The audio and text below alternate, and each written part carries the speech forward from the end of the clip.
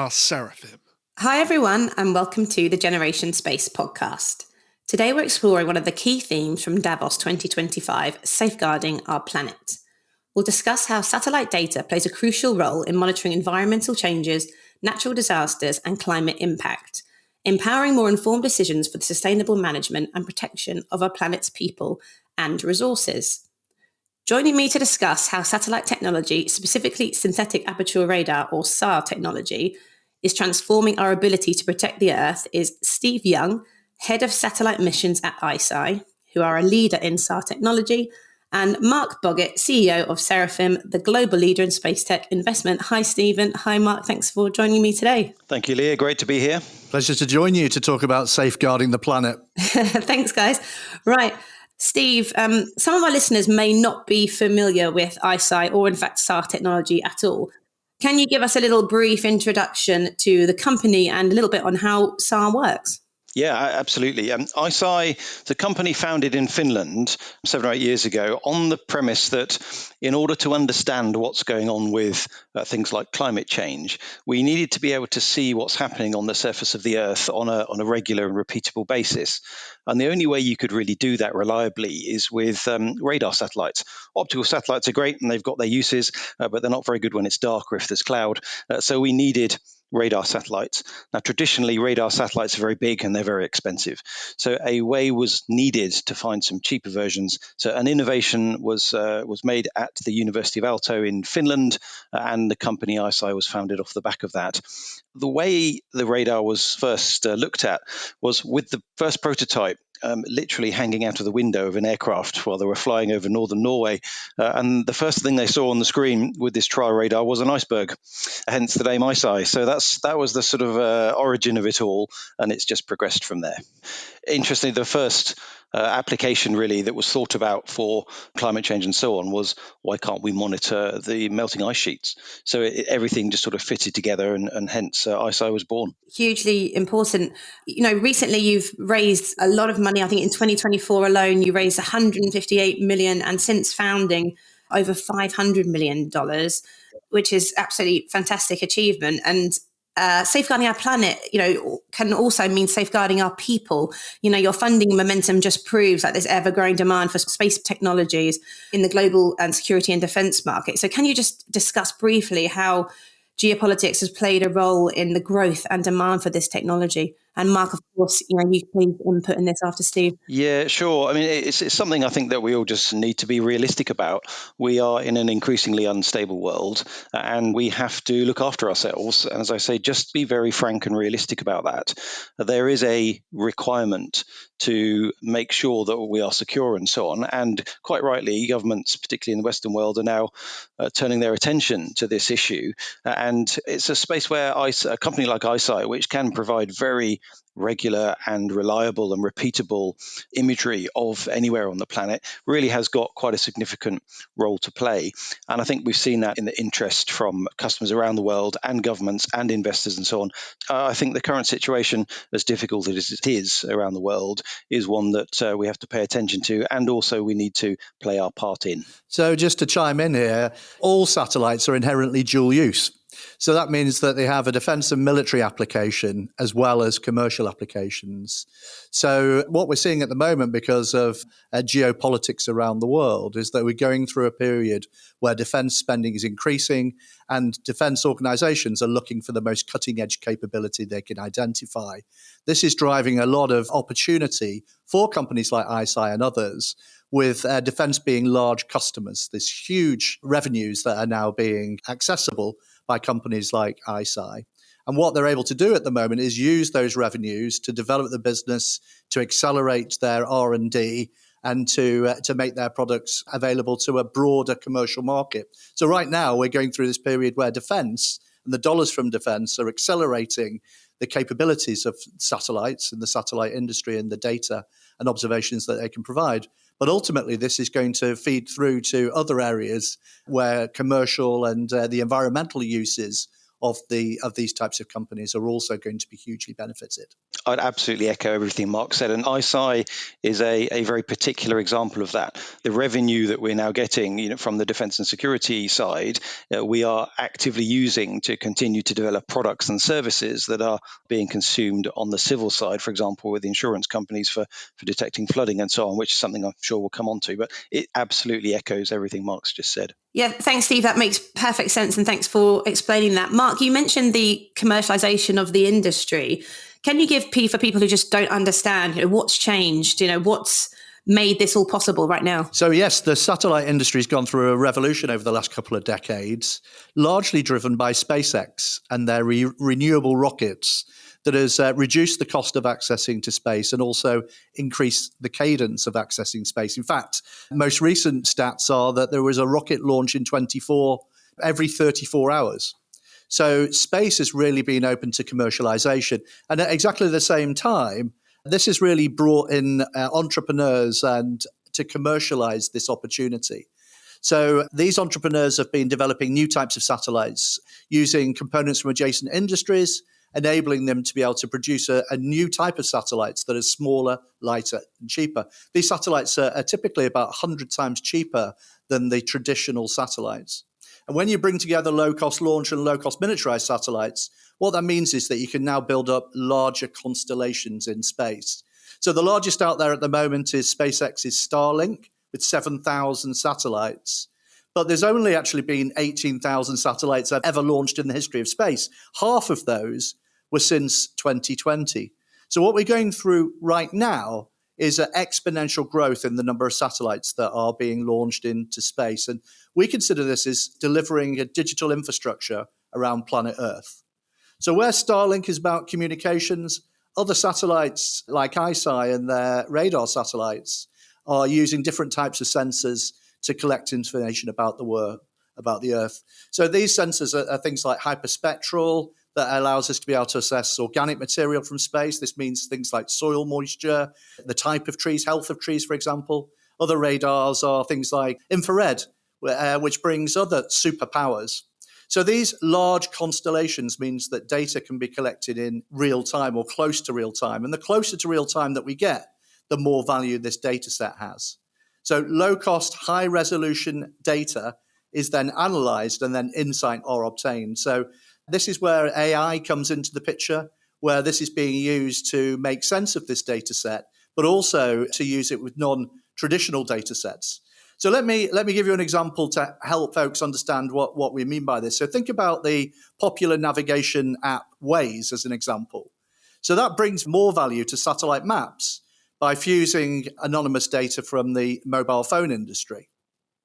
So SAR data has the potential to be a game changer by bringing other capabilities in. So sticking to my example there of a navigation app, SAR, for example, could identify empty parking spaces, or even better still, available parking spots on YOLO lines, taking into account the regulations of that particular street.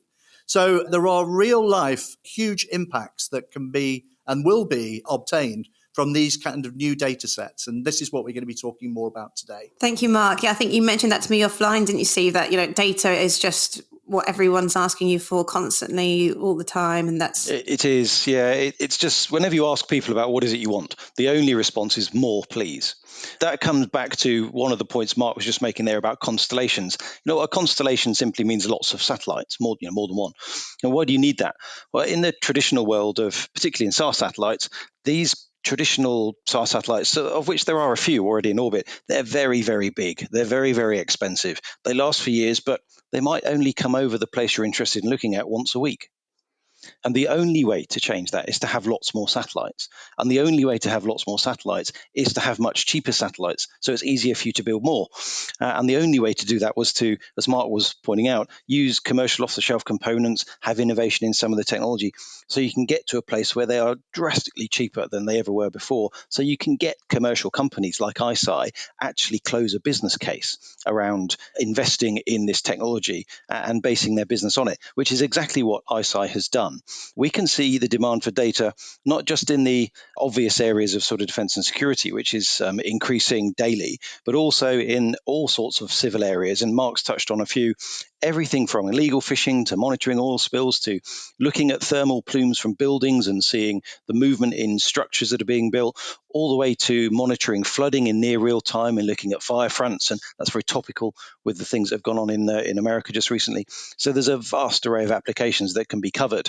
And a lot of the activity that's there now is about developing those products and really trying to realize all the commercial potential that's in those civil businesses that result off the back of satellite data. Steve, let's just delve into the capabilities of SAR radar.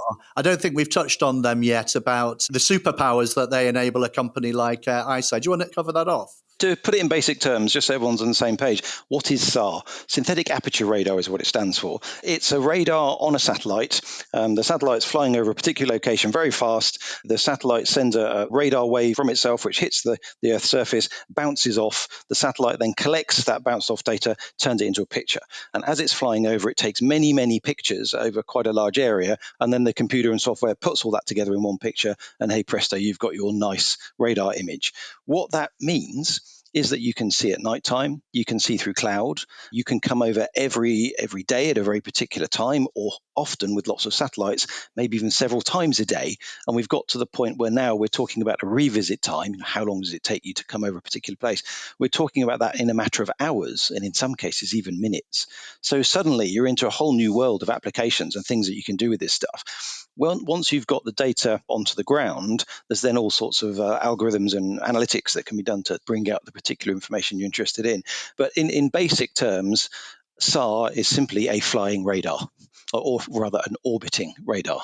So again, for me, just to sort of play that back to you then, Steve, you're able to see the ground in high resolution, close to real time, under all conditions, day or night, regardless of the weather. You're able to reliably see the ground. And that's really where the value is. Day or night, regardless of the weather, absolutely. And everything from very wide areas. So, we can take 100,000 square kilometers in one picture. And I could pick out, using something like AI, I could identify every single ship in that image, for example, in one image. I can then focus in to a very small area and look at things more down to a resolution of 20 centimeters, meaning if it's 20 centimeters on the ground, I can see it on the screen. So it's an extraordinary capability, and you can do that as the satellite is orbiting over it, so it changes whilst it's coming over. So the technology is quite extraordinary now. It's unbelievable. You can see these minute changes in both urban and non-urban areas, which is... Well, if I could perhaps just another point, so you can tell I get quite excited by these things. Please do, yeah.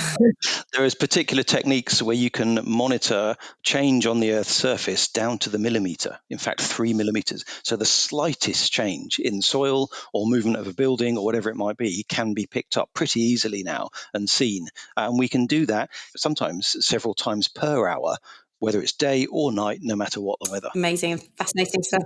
So your data set is about change detection, reliably about every spot on Earth, frequently. Again, to help listeners understand and put that into context, think about how this compares to GPS. So GPS, the blue dot in your mobile phone that we rely upon as a utility and all of us heavily rely upon on a daily basis, has 3 pieces of information: longitude, latitude, and time. And yet it generates tens of billions of dollars of enterprise value every year. It's used by every conceivable industry in a myriad of ways. The green dot in your mobile phone that is created by the data set that's enabled by ICEYE has hundreds of pieces of information about how that spot of Earth has changed over time. So whereas the blue dot in your mobile phone has generated tens of billions of dollars of value, we believe that this green dot capability is able to generate hundreds of billions, if not trillions of dollars of value over time as it gets adopted widely by a very broad range of applications and end markets. I think the point that Mark's coming to there, which is the inherent value in the data, this is just limited by your imagination. Let's put it like that. The last time we sat down as a group and looked at this stuff, we came up with a list of over 400 different applications you could use just off the top of our heads in an afternoon. There's countless things you can do with this data, and it's not just a picture. And as Mark has pointed out, there's layers and layers and layers of information that comes from radar pictures. Everything from how things have moved, even to what things are made of in some cases. And once you then combine that with data over time, you get a time series data where you can see how things actually changed. Suddenly you're in a whole new realm of understanding. And when we get to the environmental monitoring type applications you've talked about, there are some very immediate practical applications like flood monitoring and wildfire monitoring, which we'll probably talk about shortly, which we're actively pursuing, which is very, very relevant to the insurance industry and is worth huge amounts of money going forwards. But also you're into how is it that we track and monitor what really is changing in terms of the climate, and can you see that on a global scale? Because until we can do that, we've got a baseline measurement, and then we can actually see the change and the rate of change in whatever it may be. We can't actually come up with real answers or real solutions. And with SAR satellites and companies like ICEYE, you've got a single source of truth. There is the data for all to see. Picking up on that, this huge opportunity, you mentioned sort of 400 applications for the data set.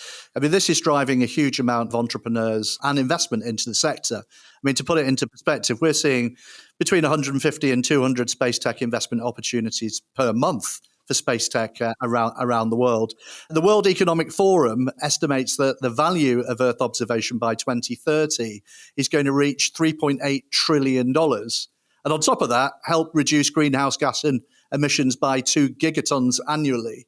So there's a lot to play for in this sector, but it's still very early days. And we're still at the sort of early stages of AI playing a key role in driving the growth in this market and making this data set more accessible to a broader range of end markets. Adoption is already started to happen in tech-ready industries like insurance and financial services, mining, oil and gas. So they've already been able to prove that they can identify novel insights for decision-making from this type of data set. But industries like agriculture and government and utilities and supply chains, transport, these are the markets that are expected to catch the lion's share of value over time from this data set. Yeah, look, I completely agree with what Mark's saying. It's evidenced in, at the beginning of the podcast, we talked about ICEYE's investment journey and the fact that ICEYE's had just over $500 million invested into it over the last few years. The investment community doesn't do that sort of thing unless they can absolutely see a very large, very sustainable long-term future in this industry. And that's precisely what you're seeing play out with ICEYE. And ICEYE, since I've been at ICEYE, it's gone from around 50 people to over 750 people in the space of sort of 4 or 5 years. So the growth is absolutely extraordinary. And as Mark has said, it's kind of only just beginning. ICEYE is the pioneer and the leader in this space for SAR satellite technology at the moment. Of course, there will be others.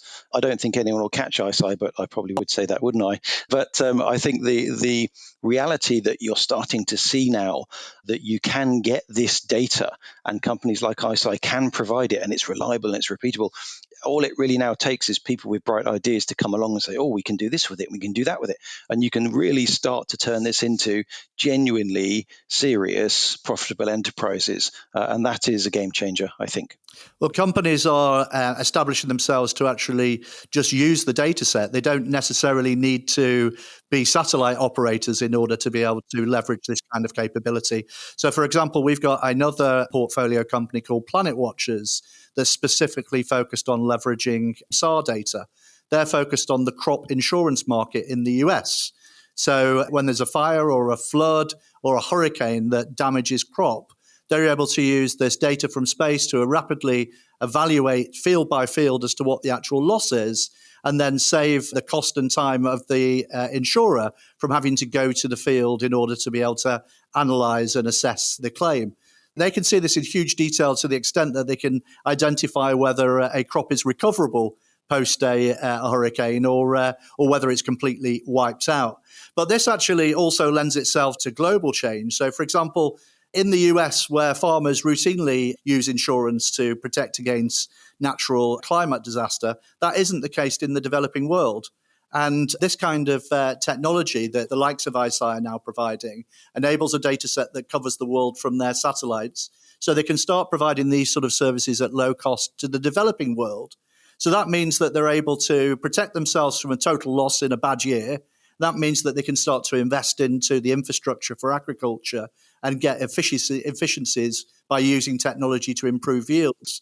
So the knock-on implications of being able to use this kind of data set are absolutely huge when you think about safeguarding the world and how this kind of data set is really going to change lives. The reality that over half of the world is not insured for flood damage, for example, and less than a quarter of the world is insured for fire damage and natural catastrophe damage. Now, the question is why, and most of the time it's because they can't see it.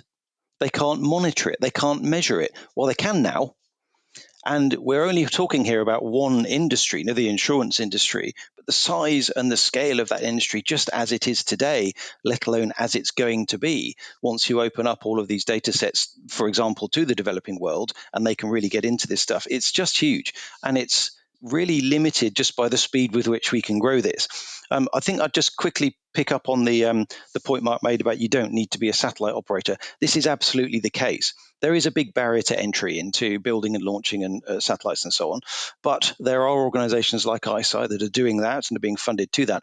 The real business, where the real activity, if you like, the long tail of the activity is in the business of the data and the analytics of it on the ground. In the space world, we call it the downstream. That's where the big growth is, the big money. That's, if you like, where the business is. The satellites and the rockets and all that good stuff, that's really the tools which enable you to deliver the data.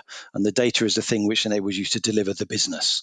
So I think people should be aware that the opportunities are huge in that part of it. What it's really doing as well is just driving accountability and informing policy in these kind of countries. Yeah, sure. I mean, once you've got all of this data as well, the reality is you've got a source of truth. And when you have a source of truth that everyone can see, that helps when governments are putting policy together and other agencies and other organizations are looking at accountability and so on, because it's there for all to see and it's undeniable and you can track it over time and you can publish the data and so on. So that can only be a good thing. Steve, back to you. How do you think satellite data can accelerate disaster preparedness and recovery? Can you go a little bit more into that? Obviously, that being hugely prevalent at the moment with LA. Yes, absolutely. And the SAR satellites, radar satellites in space are very, very good at this because they can see at night, they can see through cloud, they can see through smoke and so on. Flooding is one that's quite interesting because a lot of it's happening more and more. And again, if you can see through the clouds, you can see through the storm and you can see it in almost real time. So obviously being able to provide a map of where the water is and how deep it is and how quickly it's changing, that is hugely useful, not just to emergency services, but also to insurance companies so they can do their business much quicker and help people out quicker and all those sorts of things. And this exactly the same is true of fire. And when you see the wildfires that have gone on in the US recently, one of the big issues there's always been is the ability to see the fire front and how fast it's progressing, what direction it's progressing, and what is in front of it. So which way is it likely to progress? And you can only really do that if you can see the whole thing. And obviously, if it's covered in smoke, typically you can't. But with radar satellites, you can. And you can cross over that disaster on a regular basis and keep updating your map of where the fire front is now and where it's spreading. And importantly, predict then or try and predict where it's going to go. So suddenly you've gone from a position of being relatively blind and reactive to what the firefighters are seeing in front of them on the ground to be able to have a view from above and enable people to plan better how to try and stop these things. So that has been a very, very topical and very immediate use just recently. And I've talked about flooding a number of times. That really came off the back of a product we developed to help insurance industries speed up their work once there's been a flood, because SAR is extremely good at looking at water and that sort of thing. So you can really track what's going on with floodwaters in real time as it's happening, which is something we've never been able to do before. Thanks, Steve. Mark, we have another portfolio company, Delos. They've also been working in the same kind of world. Can you tell everyone a little bit more about what they're doing? Yeah, well, they're another example of a company in the downstream that doesn't have its own satellites. They buy the data from companies like ICEYE to then inform their insurance models. They're focused on wildfire insurance in California. So very topical at the moment. They use data from space to look at each property individually to determine the foliage and the trees around that property to determine the fire contagion risks. They then use that information along with other inputs such as weather to then determine the risk of a particular property, whether it's high, medium or low risk. And then they focus on selling the property to the lower risk end of that market. So insurance has been a huge issue in California for a number of years. In fact, most of the insurance companies have pulled out because of their high losses. And the US government is now standing in as the sort of insurer of last resort to homeowners in that region. So this data from space capability is enabling new companies to come into the market and start providing insurance based around a much more depth of knowledge around this data set. Thank you, Mark. Yeah, so it's providing these companies accurate data and help them kind of risk modeling for the future. Let's take a little step back and take another deeper dive into sustainability. Mark, can you tell us a little bit in what way do you think satellite technology is enhancing sustainable development on the Earth? So let me give this answer by an example of another portfolio company. This is another business of ours called Hawkeye 360, which is the largest radio frequency intelligence constellation globally. And one of the markets that they're focused on is illegal fishing, a $50 billion a year industry that threatens maritime ecosystems and puts food security and regional stability at risk. So what Hawkeye 360 do by using signals intelligence, they're able to identify boats that are operating in prohibited waters. And what they're able to do, because of the size of their constellation in real time, is monitor and record the activities of boats within prohibited waters. So that then enables them to be able to alert coast guards, but more importantly, to capture a data set that can subsequently be used in court to hold these bad actors to account so that illegal fishing can ultimately be eradicated.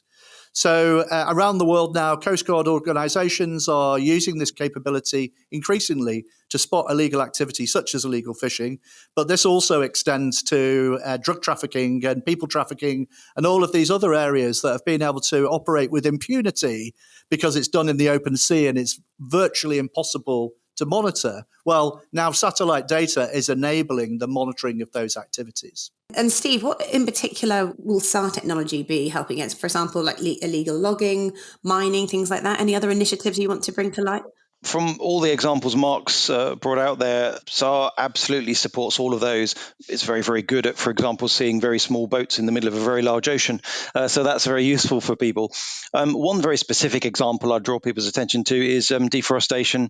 The Brazilians bought 2 satellites from ICEYE a few years ago, very specifically so that they could start monitoring deforestation of the Amazon in real time. I think we use that phrase, or you hear it a lot, deforestation of the Amazon. The Amazon is absolutely huge, and it's simply not possible to do it with a handful of aircraft. The only way you can see the whole scale of the Amazon and what is happening where is with satellite data.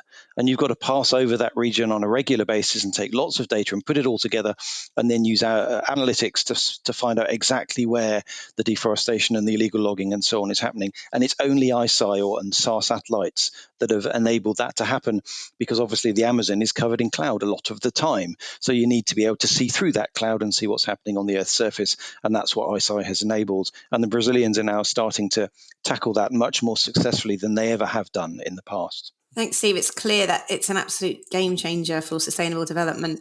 What about barriers? Are there any barriers to you scaling the impact of your data and environmental protection?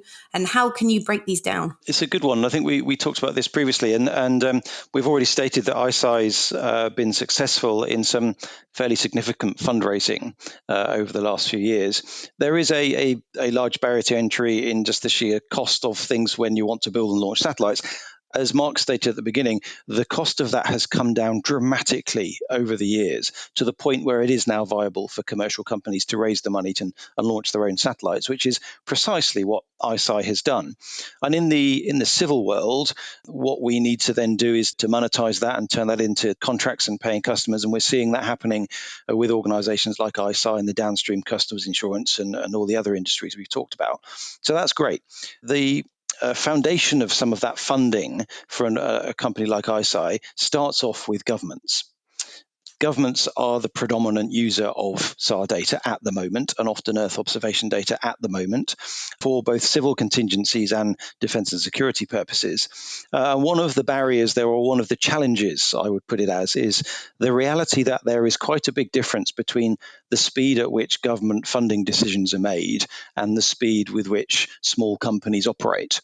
to say that 3 months is a long time in a startup, I think there'll be a lot of people that that resonates a lot, that comment with a lot of people. Governments don't do very much in 3 months. So there is a challenge there for companies about how do you make sure that you can align these two approaches. But fundamentally, it can be done, and there are many successful companies like ICEYE that have shown that. But I would suggest that is one of the bigger issues. If I could give a different perspective there, I think one of the challenges to scaling this Earth observation capability is a lack of understanding of the data that's available. There's a very low awareness amongst industries about the practical applications of this data set. And then on top of that, there's a lot of noise in the market. AI is leading to the creation of a lot of new companies that are promising that they can do everything. So it's difficult for these businesses to really root out, what a capability is. And when they've actually identified a particular type of capability, it's very difficult for them to actually take the data without being an expert within a particular area and then incorporate that into their information systems so that it's actually usable by their particular businesses. So satellite companies have been great at getting the data to the front door of their customers, but it's been difficult to enable them to be able to use that. Now, this is where AI has significant potential because it's going to enable these organizations to intelligently draw upon these data sets to actually then use that with their operational systems to enable them to be able to use it to improve efficiency, improve profits, save costs, improve services, align with the rules they need to, particularly from climate applications. But at the moment, there is a huge effort by integrators such as Deloitte and Accenture, KPMG, McKinsey, all of these huge players that have actually stood up space teams during the course of the last 18 months to 2 years, specifically to educate their very broad customer base on the use cases of this data from satellite. So these companies also often have the mandates to manage the IT infrastructure for these organizations.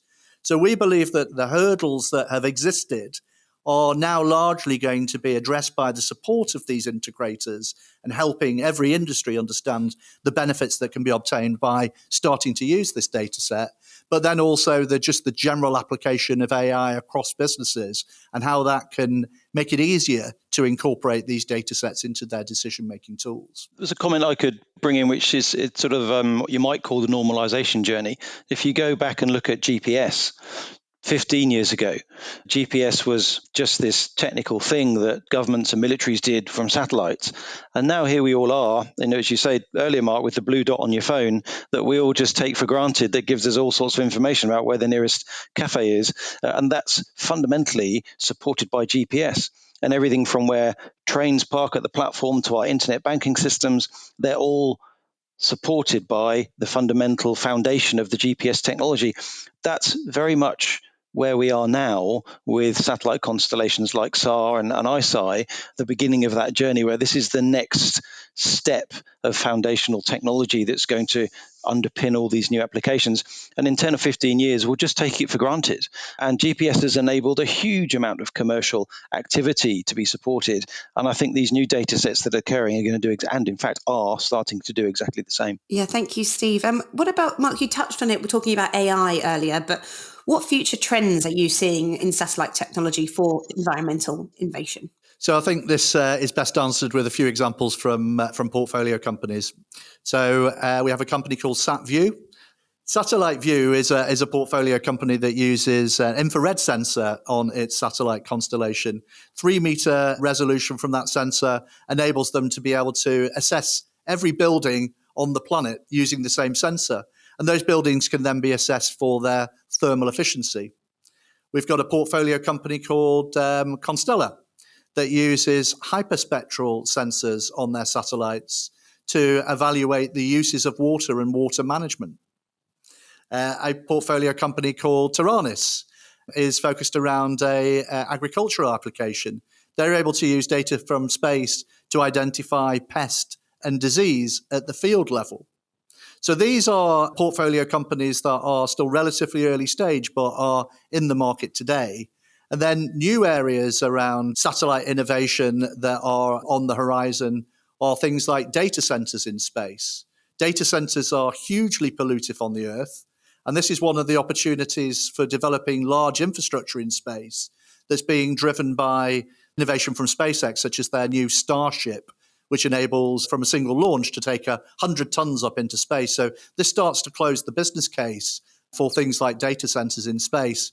My personal favorite, and again, this is something that's on the horizon, but there are several companies out there that are already focused on this today, is around developing solar farms in space to bring clean energy back to Earth.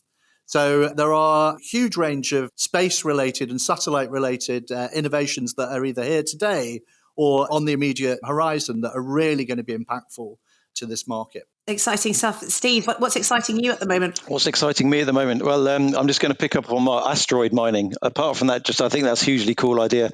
That's going to be a thing in the future for sure. What's the sort of immediate things with SAR? There's a whole lot of stuff going on, and there always is. There's almost relentless pace of technology development in this field. And it's a bit like the Moore's law with your laptop. Every time you buy a laptop, 2 years later, it's out of date. The same thing happens in space tech. And we're looking at inter-satellite links. We're looking at higher speed downlinks. We're looking at real-time data. We're looking at AI, analyzing even more sort of patterns and insights from the data. All of those things are hugely exciting. Multi-sensor constellations. There's all sorts of things that are fairly immediate and will be with us over the next few years. The longer term future, I think it comes down to this point that we are all just going to get so used to this. And it's going to be the point where you do pick out your phone from your pocket and there's all sorts of other things that we haven't got today that we just get so used to. And you have to have the infrastructure behind it to power all of that. And that's where companies like ICEYE, with the support of investment groups like Seraphim, come in to deliver all of that and the huge commercial potential.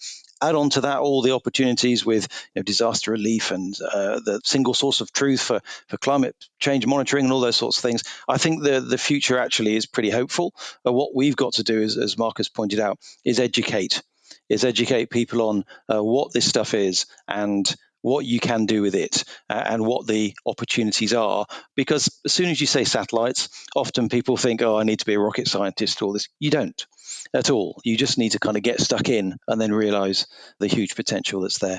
Thank you, Steve. Well, we hope this podcast can help educate some people on everything that you've mentioned today.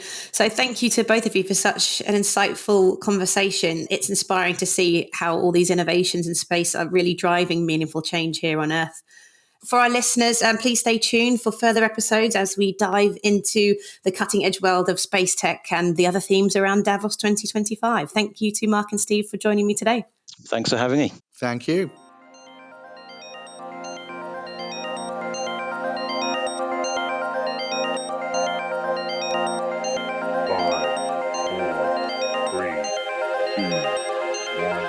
We are Seraphim.